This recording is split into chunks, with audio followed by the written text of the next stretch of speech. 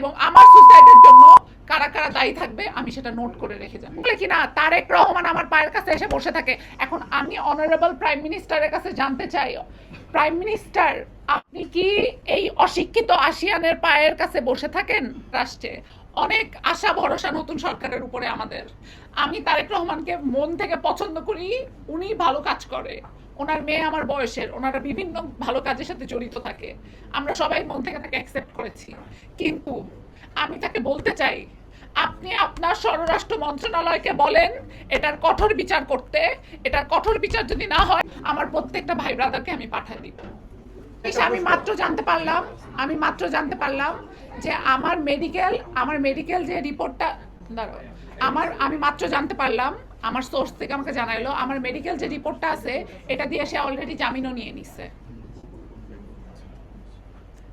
আমার মেডিকেল যে রিপোর্টটা আছে এটা দিয়ে সে অলরেডি জামিনও নিয়ে নিছে। এখন আপনারা বলেন বাংলাদেশের আইন কোথায়?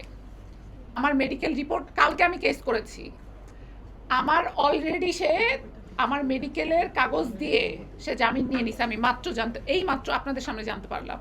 বাংলাদেশের আইন কোথায়? হ্যাঁ, অবশ্যই আশঙ্কা করছি এবং আমাকে প্রতিনিয়ত হুমকি দেওয়া হচ্ছে যে আমাকে মেরে ফেলবে। আমার জীবনের কোনো আপনারা কি যাবেন আমার সাথে আমার বাসায়? আপনারা কি সবাই আমার সাথে আমার বাসায় যেয়ে থাকতে পারবেন? সম্ভব আপনাদের? আমার জীবন রিস্কে আমাকে প্রতিনিয়ত হুমকি দেওয়া হচ্ছে মেরে ফেলার। প্রতিনিয়ত হুমকি দিচ্ছে আমার গাড়ি উড়ায় দিবে, আমাকে মেরে ফেলবে, আমাকে অ্যাসিড দিবে, এইসব হুমকি দেওয়া হচ্ছে আমাকে প্রতিনিয়ত।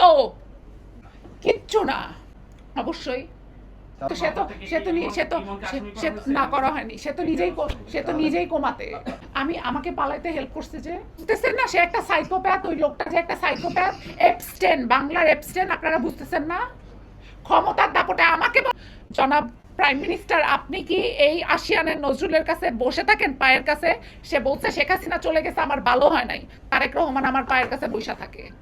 Honourable prime minister, I have a question, you really do that? তার তো একটা টর্চার সেলই আছে, আমি তো বলে দিলাম তার তো টর্চার সেলই আছে। ইমন সুস্থ হবে, তারপরে ইমন সুস্থ হবে, তারপরে ইমনের নামে মামলা হবে, সেটা নিয়েও আপনাদের সাথে আমার কথা হবে।